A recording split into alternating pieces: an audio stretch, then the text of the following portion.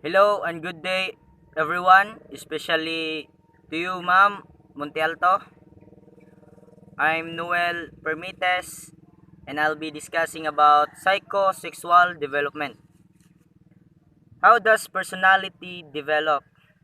According to the famous psychoanalyst Sigmund Freud, children go through a series of psychosexual stages that lead to their development of the adult personality.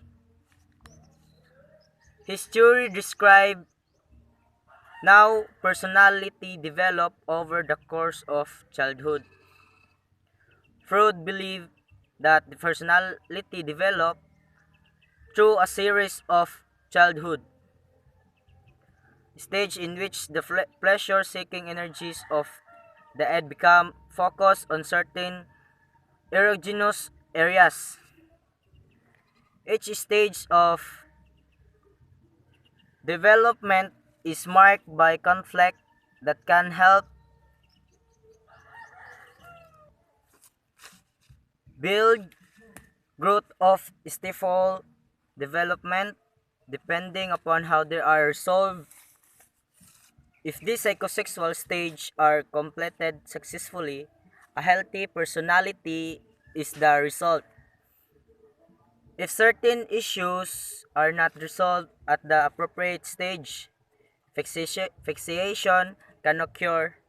A fixation is a persistent focus on an earlier psychosexual stage. Until this conflict is resolved, the individual will remain stuck in this stage. And now let's move on to the stages.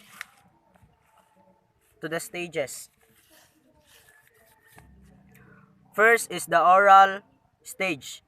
Age range is from birth to 1 year old. 1 year old. During the oral stage, the infant primary source of interactions occur through the mouth. So the rooting and sucking reflex is especially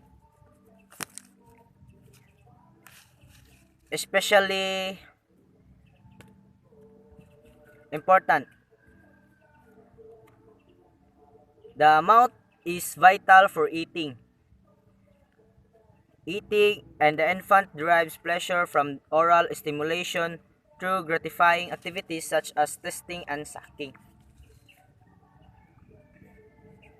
Each stage of development is marked by conflict that can help build growth of stifle development depending upon they are resolved. If these psychosexual stage are completed successfully, a healthy personality is the certain issues are not resolved at the appropriate stage. Fixations can occur. A fixation is a persistent focus on an earlier psychosexual stage.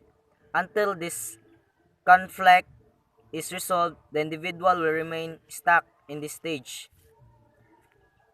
And the second stage is the anal stage. Age range from 1 to 3 years old.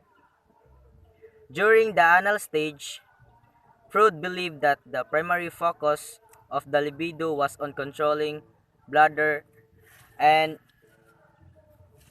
bowel movements. The major conflict at this stage is toilet training. The child has to learn to control his or her bodily needs. And developing this control leads to a sense of accomplishment and independence. Parents who utilize praise and rewards for using the toilet at the appropriate time encourage positive outcomes and help children feel capable and productive. Inappropriate parental responses can result in negative outcomes. If parents take an approach that is too lenient, Freud suggested that an anal expulsive personality could develop in which the individual has a messy, wasteful, or destructive personality. And the next is the phallic stage, the third one. Age range is from 3 to 6 years old. Freud suggested that that during the phallic stage,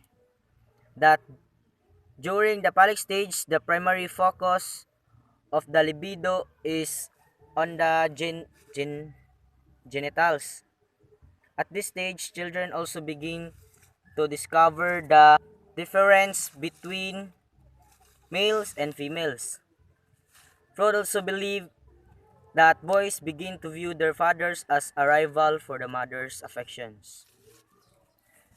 The Oedipus complex describes these feelings of wanting to possess the mother and the desire to replace the father. However, the child also fears that he will be punished by the father for these feelings. That fear is called castration anxiety. So, the fears is called castration anxiety. That the term Electra complex has been used to describe a similar set of feelings experienced by young girls. Freud, however, believed that girls instead experience penis envy. Fourth stage is the latent period. Age range is from 6 years old to puberty. During this stage, the the superego continues to develop while the energy are suppressed. Children develop special skills, values, and relationships with peers, and adults outside of the family. The development of the ego and superego contribute to this period of calm. The latent period is a time of exploration in which the sexual energy repressed or dormant. This energy is still present, but it is sublimated into other areas such as intellectual pursuits and social interaction. This stage is important in development of social and communication skills and self-confidence. Fixations at this stage can result in immaturity and inability to form fulfilling relationship as an adult. The last stage is genital stage. Age range is from puberty to death. Erogenous zone, maturing sexual interest. The onset of puberty causes the libido to become active once again during the final. And that's all. Thank you for watching.